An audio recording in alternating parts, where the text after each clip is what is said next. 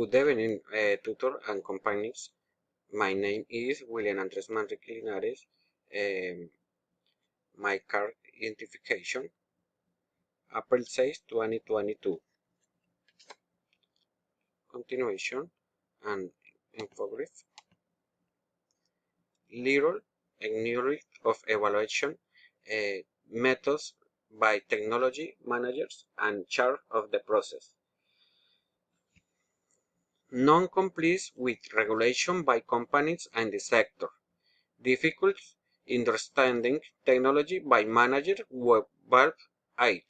Ignorance of the international market and its characteristics. Lack of information on refit and technology transfer transition in the industry.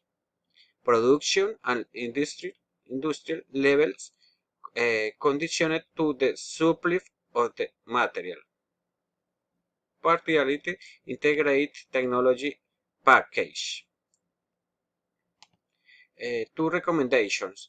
One, the managers in charge of the process must to better trained in the use of the various valuation methods and obtain the information necessary to assess technologies in their pilot stage of development. 2.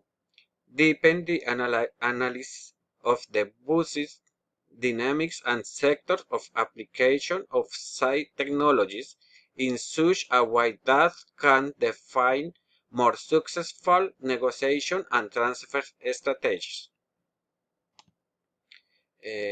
Finalization. Thank you.